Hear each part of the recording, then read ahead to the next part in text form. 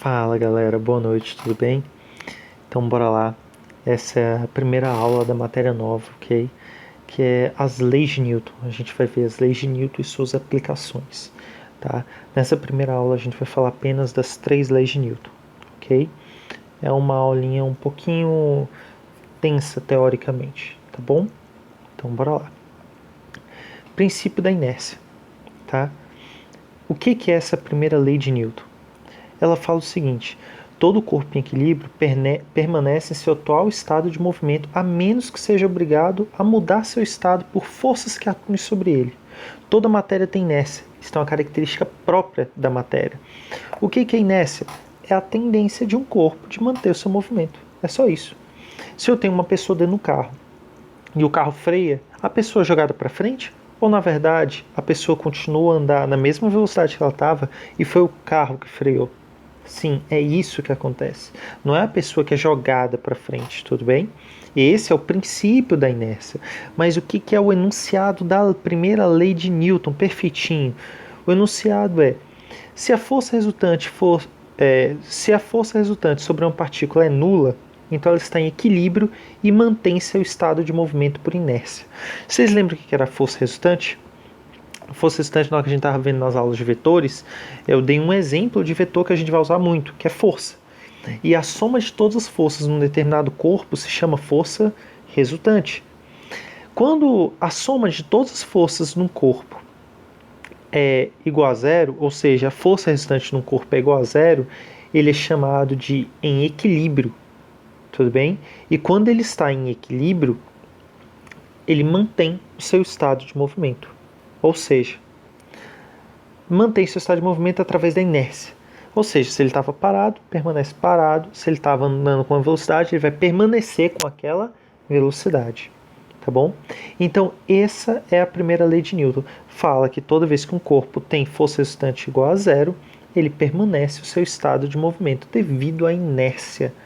Que a inércia é essa tendência de manter esse estado natural como já estava. Claro? Só que se estar em equilíbrio, presta atenção nessa palavra. Se estar em equilíbrio quer dizer que a força resultante é igual a zero, então o que isso quer dizer? Quer dizer que ele vai manter a sua inércia, correto? Vai manter o seu estado de movimento. Mas se ele estava parado e continuou parado, ou ele estava em movimento e continua em movimento, tem duas maneiras então de manter o seu estado de movimento. Uma delas é o equilíbrio estático e a outra é o equilíbrio dinâmico, onde o equilíbrio estático quer dizer que o corpo que estava em repouso vai continuar em repouso e o corpo que estava em movimento vai continuar em movimento. Mas o movimento, ele estava no movimento uniformemente variado. Beleza. Qual é a velocidade que ele tinha quando ele entrou em equilíbrio? Pronto. Grava aquela velocidade, vai ser essa velocidade para sempre. Porque um corpo, ele vai manter a velocidade que ele tinha no instante que ele fica em equilíbrio para sempre. Entendeu? Essa velocidade vai manter tudo, módulo, direção e sentido, se o corpo estiver em equilíbrio. Claro? Então existem dois tipos de equilíbrio.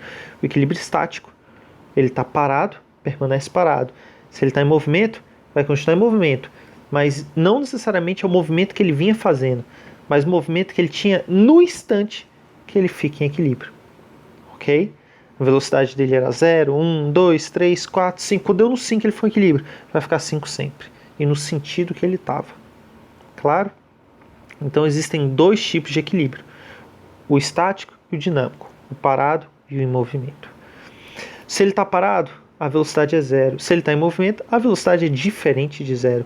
Mas a aceleração, que é aquilo que determina a variação da velocidade, é 0 nos dois, porque a velocidade não pode mudar, justamente porque ele está em equilíbrio. Tudo que está em equilíbrio simplesmente mantém o seu estado de movimento devido à inércia. Então não tem aceleração. Claro? Então aqui é um exemplozinho aqui, ó, de um equilíbrio estático. Imagina um bloquinho que sofre força de dois lados iguais. Qual é a soma dessas forças? Se as duas forças que estão ali são iguais, mas em sentidos opostos, quer dizer que elas irão, quando for somar essas forças, que são dois vetores opostos. Eles vão se anular. Então vai fazer com que a força resultante nesse bloquinho seja zero. Se a força restante é zero, ele está em equilíbrio estático, porque sua velocidade inicial era zero e vai continuar sendo zero. Mas, se o meu corpo não tinha velocidade inicial igual a zero, era diferente de zero, veja por essas linhazinhas aqui que eu estou querendo dizer que ele está indo para a direita, ok?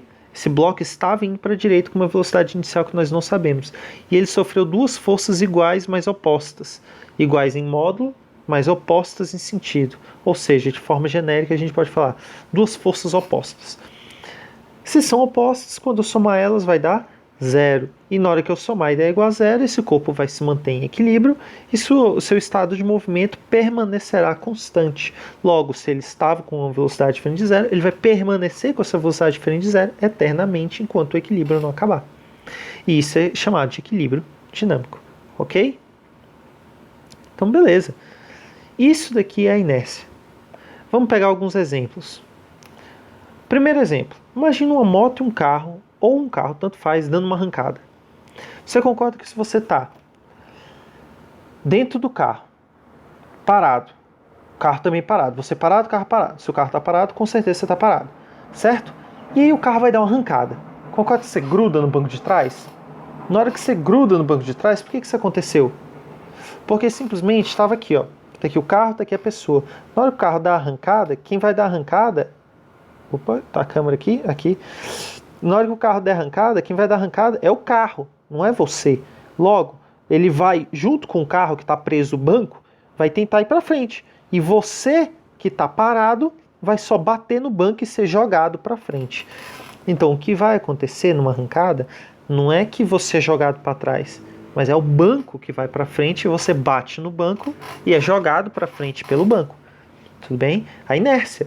O carro anda, mas como ninguém te empurrou, você permanece parado. Inércia é tentar manter o seu estado de movimento, que era parado. Agora esse carro deu uma arrancada, você está andando, e esse carro vai dar uma freada brusca. Você vai ser jogado para frente, essa é a sensação que a gente tem. Mas na verdade, não é você que está sendo jogado para frente, você está tentando manter a velocidade que o carro estava.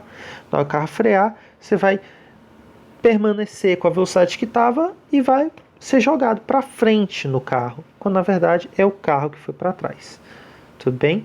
Ou para trás não, diminuiu a velocidade e aí você alcançou o para-brisa. Faz sentido?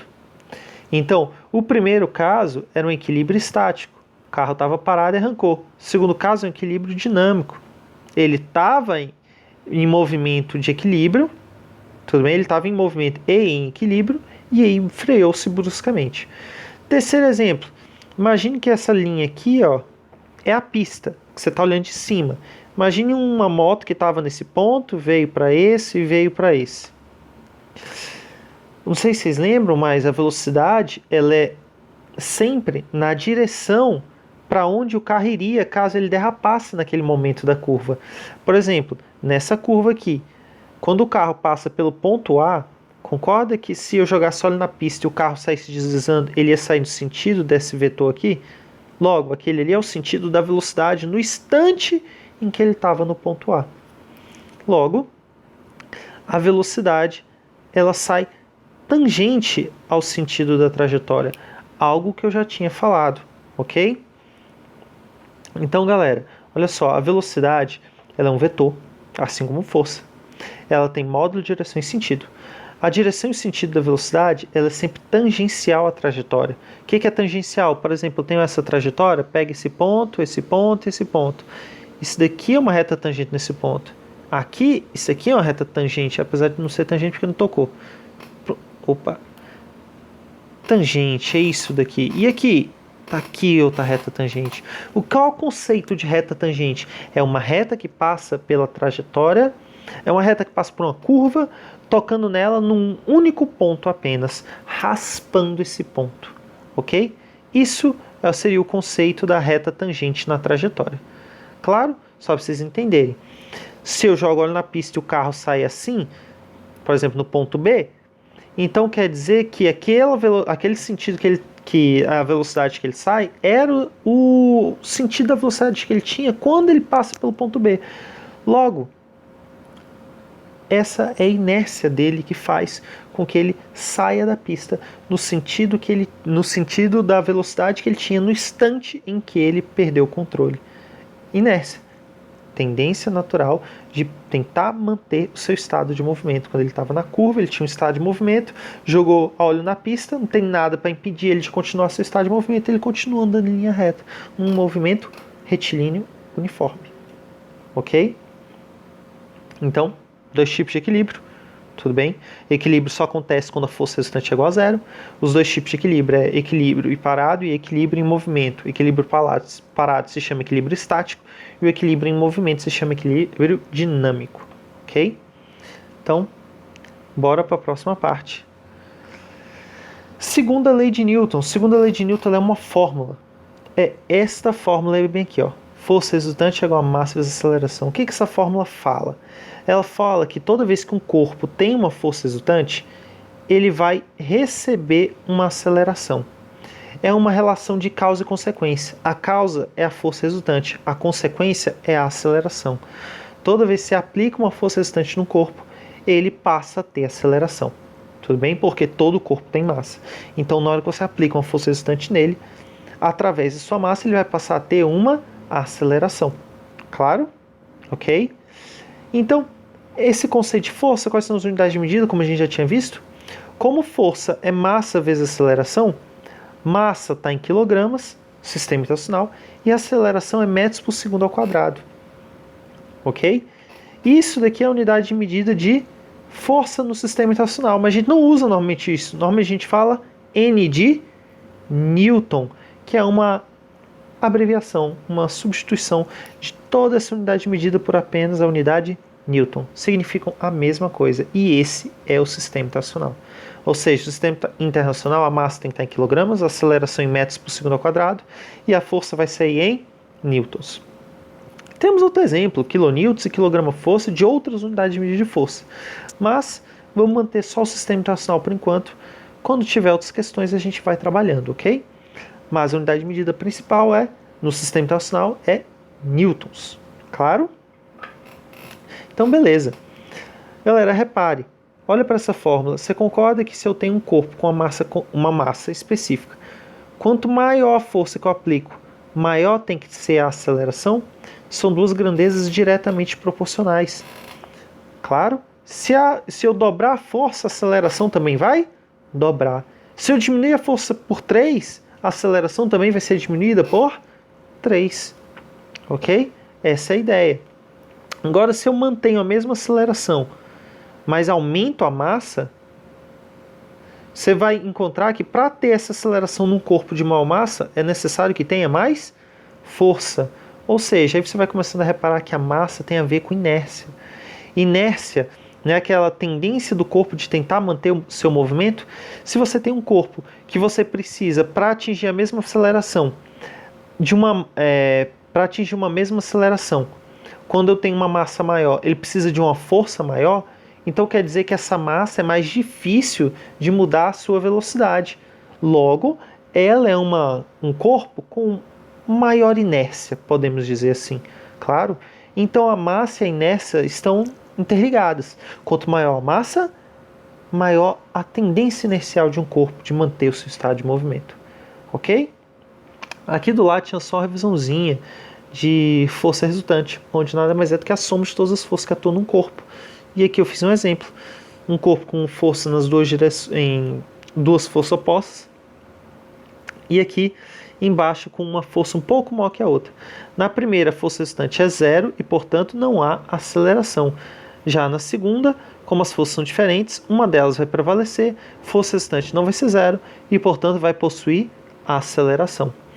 Logo, a primeira figura está em equilíbrio, mas a segunda não. Claro para todo mundo? Ok? Então, galera, essa é a segunda lei de Newton. Bora fazer umas explicações teóricas aqui. Imagine um bloquinho de massa M que sofre uma força F1. Tudo bem? Qual vai ser a aceleração dele?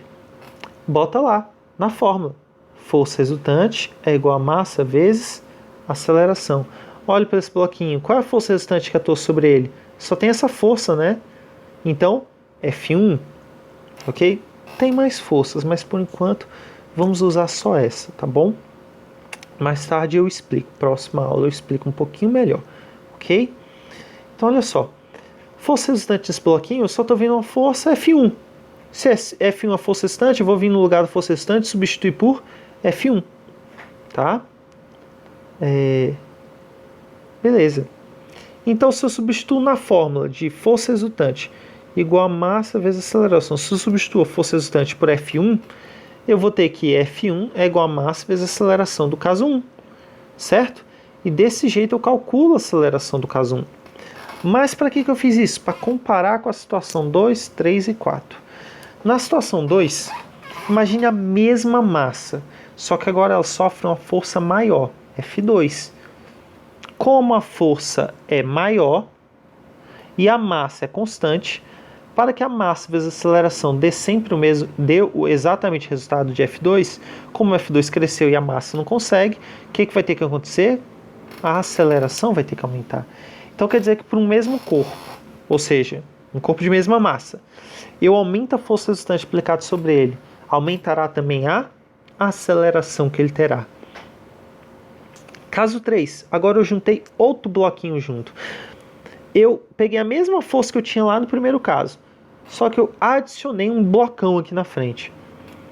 Qual vai ser a aceleração desse meu sistema? Bem, você pode considerar esses dois blocos, por mais que um seja bem maior que o outro, você pode considerar os dois como se fosse um bloco só. E você aplicar aquela fórmula, força resultante igual a massa vezes aceleração. Qual é a força resultante nesses dois blocão? F1.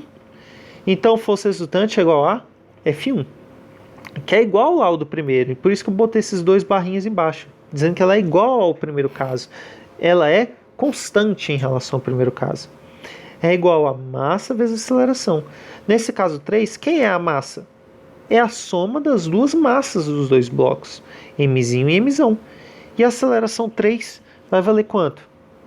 Bem, como a força resultante é a mesma do primeiro caso, mas a massa aumentou, logo a aceleração vai ter que diminuir. Então veja até agora. Entre o caso 1, 2 e 3, qual tem a maior aceleração?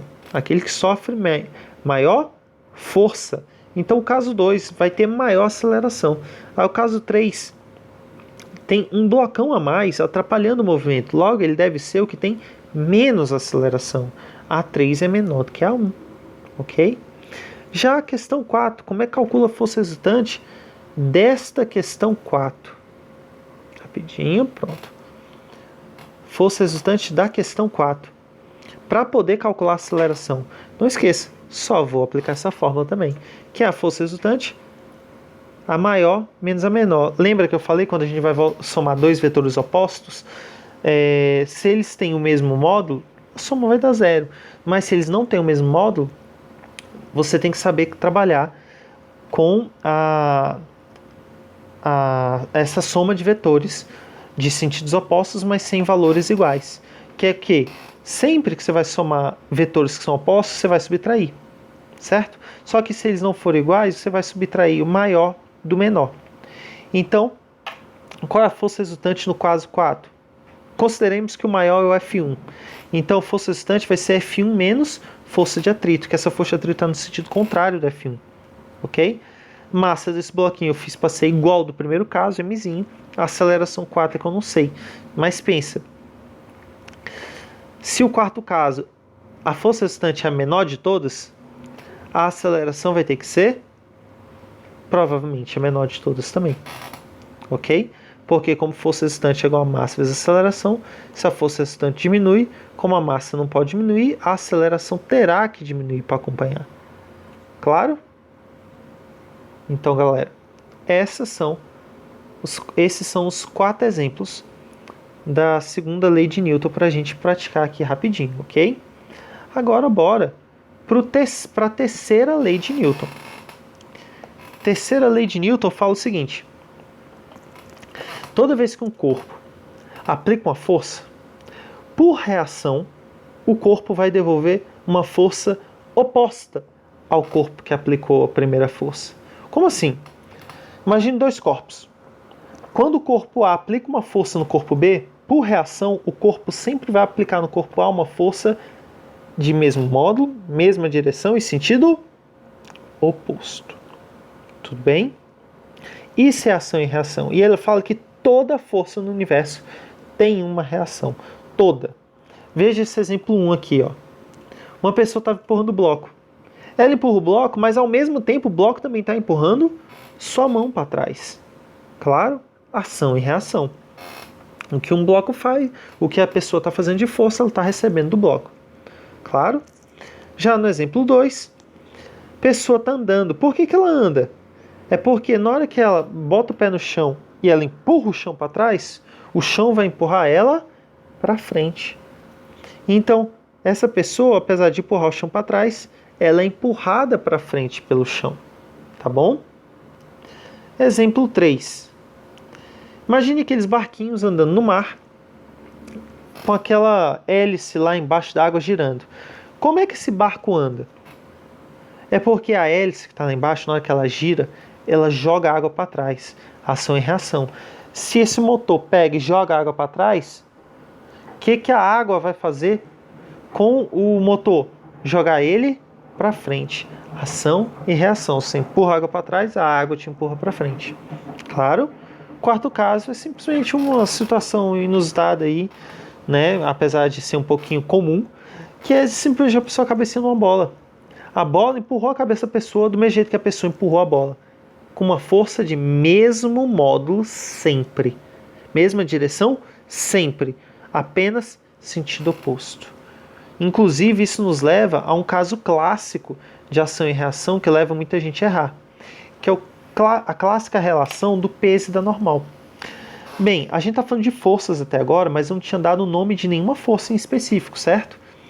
Mas vamos falar agora de duas forças em específico. A primeira força é a força peso. O que é a força peso? Bem, a gente fala erroneamente o nosso peso. Vou, por exemplo, falar assim que eu tenho 80 quilos. Se eu falar que o meu peso é 80 quilos, está errado. O que é 80 quilos? É a minha massa. O meu peso vai ser bem maior do que 80 quilogramas, tá bom? Então tá, o que é esse peso, na verdade, então? É simplesmente o centro da Terra puxando o corpo para o centro dela, tudo bem? Então olha só, o que é o peso? Nada mais é que um corpo sendo atraído para o centro da Terra. E aí a Terra está puxando esse corpo. Isso é o peso. O que é a normal? Normal é o nome que se dá para quando eu boto um objeto em cima de alguma superfície. Por que aquele objeto não cai? Porque a superfície está segurando o objeto, fazendo uma força para cima. Claro, estou falando da situação mais comum, tá bom? Uma superfície horizontal, sem nada demais. Então, olha só. Peso é a força que a Terra puxa um corpo para o centro. E normal é a força que a superfície faz no bloco. Tudo bem? Numa direção numa direção perpendicular à superfície em que ocorre a normal. Tá bom? A normal é uma força que acontece sempre perpendicular à direção da superfície em que ela está sendo aplicada. Tá bom? Enquanto o peso não tem nada a ver com superfície nem nada do tipo. Ela sempre aponta para o centro da Terra. Acabou. Certo? Então olha só. Veja essa situação. Imagine um bloquinho em cima de uma mesa. Um bloquinho em cima da mesa. Quais são as forças que ele sofre? Bem, ele está paradinho, quietinho, equilíbrio estático perfeito. Primeiro, ele sofre peso, que é a Terra puxando esse bloquinho para cima. E depois, ela sofre uma normal, porque esse bloco, como está em cima de uma mesa, essa mesa tem que empurrar o bloco para cima, porque senão ele cai.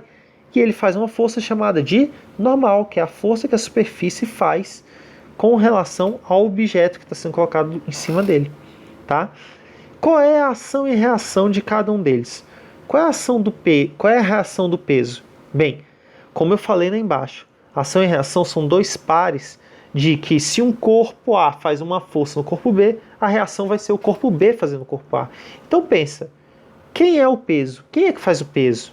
Quem faz o peso é a massa da Terra, certo?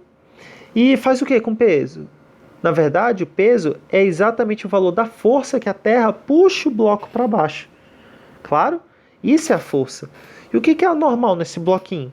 É simplesmente a força que essa mesa fez para cima para segurar esse bloquinho, tá bom?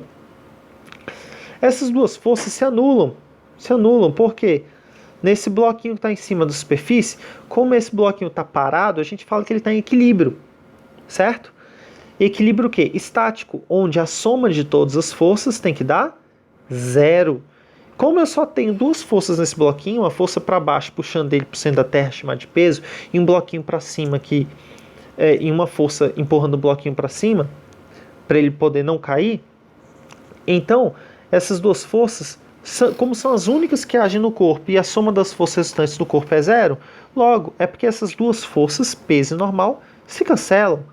Claro? Ok. E quais são a reação de cada uma delas? Será que uma é a reação da outra? Primeiro detalhe, ação e reação ocorrem em corpos separados. Logo, se as forças se cancelam, já descarte a possibilidade de serem ação e reação. Ok? Que para você somar dois vetores que representam força, as forças têm que estar agindo... Perdão, dei uma leve distraída. Para você...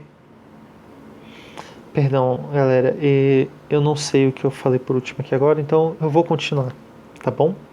Porque aqui eu não consigo fazer a edição do vídeo nem nada, então eu vou continuar a partir daqui, tá? A peso normal não são ação e reação porque elas se cancelam. Ação e reação nunca se cancelam porque tem que agir em corpos diferentes, como dito lá embaixo, tá bom? No conceito de ação e reação. Então, quem é a reação de cada uma das duas forças?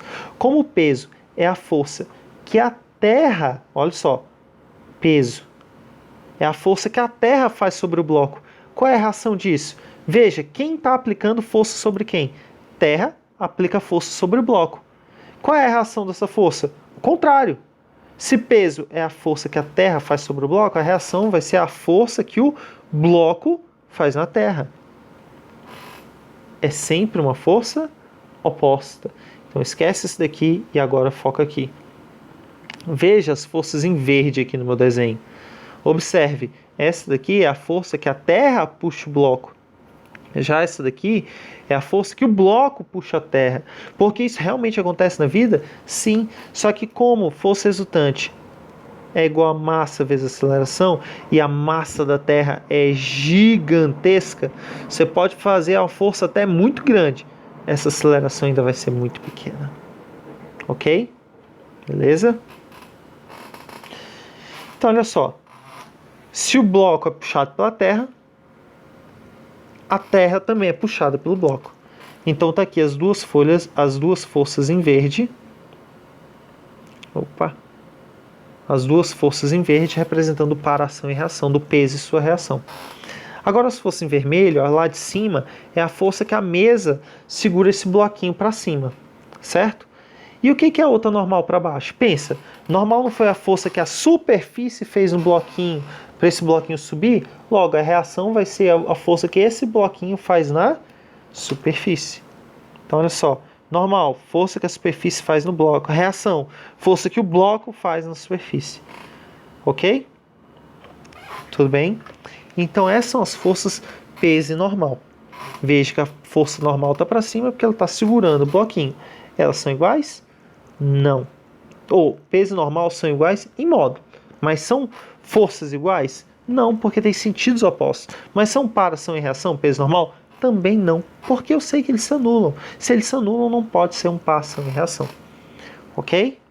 Então, galera, por que eu falo isso e falo que é um exemplo muito importante? Porque cai com uma frequência muito grande no vestibular a seguinte pergunta. Peso pode ser reação normal? Não. Normal pode ser reação do peso? Não. Existe alguma possibilidade, alguma ocasião, alguma exceção em que o peso e o normal são ação e reação? Não, não existe. Está errado. Ok? Tudo isso é questão de vestibular, a ideia da questão de vestibular, e ela não existe, ela está errada. Claro para todo mundo? Então, galera, eu vou acabar por aqui a aula, tá bom? Essa foi a aula onde eu expliquei as 3 leis de Newton. Eu tentei fazer o mais rápido possível. Talvez tenha ficado um pouquinho de dúvida. Então, por favor, perguntem no fórum ou principalmente, onde é a minha preferência mesmo, que vocês tirem comigo ao vivo no chat em que eu estou disponibilizando no horário da aula. Claro para todo mundo? Ok? Então, galera, bons estudos. Aqui eu esqueci de só mostrar o dever de casa, tá? Dever de casa, próxima aula que eu vou corrigir, dever de casa número 6, são esses exercícios aqui do dever de casa, tá bom? Próxima aula eu vou corrigi-los, ok? Então, bons estudos, galera!